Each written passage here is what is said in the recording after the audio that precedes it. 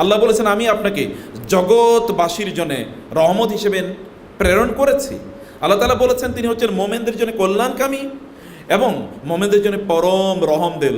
ফাবিমা রাহমাতিন মিনাল্লাহি লিনতা লাহুম ওয়ালাউ কুনতা ফাজ্জান গালিযাল কলবি লানফাদ্দু মিন হাওলিক ফা'ফু আনহুম ওয়াস্তাগফির লাহুম ওয়াশাউরিরহুম ফিল আমর।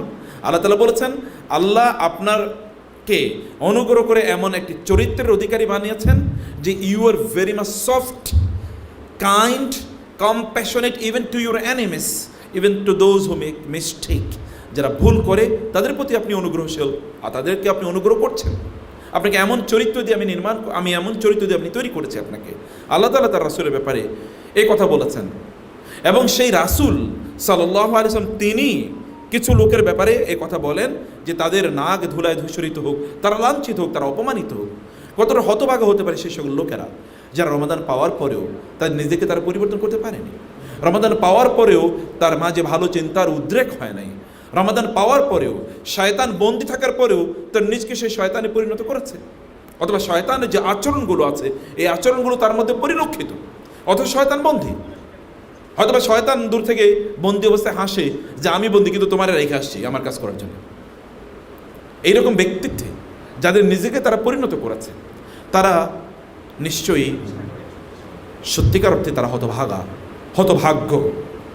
এবং প্রিয় বোনেরা আমার, ভাইয়েরা আমার, এই রমাদানকে আপনি আলিঙ্গন করুন। এটা পরিবর্তনের মাস এবং রমাদান আল্লাহ সুবহানাহু ওয়া তাআলার শিআর। আল্লাহর শিআর মানে কি জানেন? আল্লাহ সুবহানাহু ওয়া তাআলা যেই সকল দিনের বড় সিম্বলগুলো আমাদেরকে দিয়েছেন, it is one of the most significant symbols of Islam. যালিকা ওয়া মান ইউআযযিম শাআইরাল্লাহি ফাইন্নাহা মিন তাকওয়াল কুলুব। কেউ যদি আল্লাহর দেয়া সিম্বলগুলোকে সম্মান করে তাহলে তার অন্তরে তাকওয়া আছে, এটা তার প্রমাণ। অথবা আল্লাহ তাআলা রেজাল্টেন্টলি বিনিময়ে তার অন্তরে আল্লাহ তাআলা তাকওয়া তৈরি করে দেবেন। এই যে লাআল্লাকুম তাত্তাকুন, যেন তোমরা তাকওয়া অর্জন করতে পারো। যালিকা ওয়া মান ইউআযযিম হুরুমাতিল্লাহি ফাহুয়া খায়রুন লাহু ইনদা রাব্বিক। কেউ যদি আল্লাহ যে জিনিসগুলোকে নিষিদ্ধ করেছেন এগুলোকে কেউ যদি সম্মান করে তাইলে এটি তার জন্য কল্যাণকর। যেমন আপনি বাইতুল্লাহ দেখার পর বাইতুল্লাহ চারপাশে আপনি তাওয়াফ করলেন, যেমন আপনি কোরআন দেখার পর আপনি কোরআনকে শ্রদ্ধা করলেন, সম্মান করলেন, তাওযীম করলেন। এবং কোরআন অথবা আপনি যখন সাফা এবং মারওয়ায় যখন যান তখন আপনি সেখানে তাকবীর দিলেন এবং সেখানে আপনি আল্লাহর কাছে দোয়া করলেন। আপনি যখন সাফা মারওয়ায় দৌড়ান তখন আপনি সেখানে দোয়া করলেন। যখন আপনি জমজমের পানি খান তখন আপনি জানেন এই পানির কারণে আল্লাহ সুবহানাহু ওয়া তাআলা আপনার রোগ দূর করে দেবেন, কারণ মা উ জমজম লিমা শরিবা লাহু।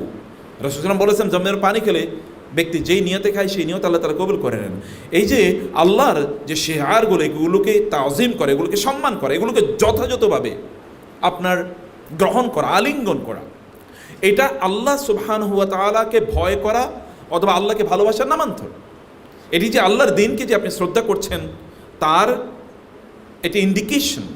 এটি সে কারণে এই রমাদান আমাদের কাছে এসেছে, এটা আল্লাহ সুবহানাহু ওয়া তাআলার শিআর হিসাবে। সে শিআরকে আপনাকে অবশ্যই গ্রহণ করতে হবে, আলিঙ্গন করতে হবে, একেবারে আপনাকে এটাকে আপনাকে জড়িয়ে ধরতে হবে। কোনো অবস্থায় যেন প্রতিদিন আপনি চিন্তা করে দেখুন আল্লাহ সুবহানাহু ওয়া তাআলা যে সকল লোকেরা তারা ভালো কাজ করে তারা তো জান্নাতে যাবেই, কিন্তু আল্লাহ তাআলা এই রমাদানের প্রতি রাতে একদল লোককে জাহান্নাম থেকে মুক্তি দিয়ে দেন। ওয়ালিল্লাহি ওয়াতাকাউ মিনান নার ওয়া যালিকা কুল্লা লাইলা।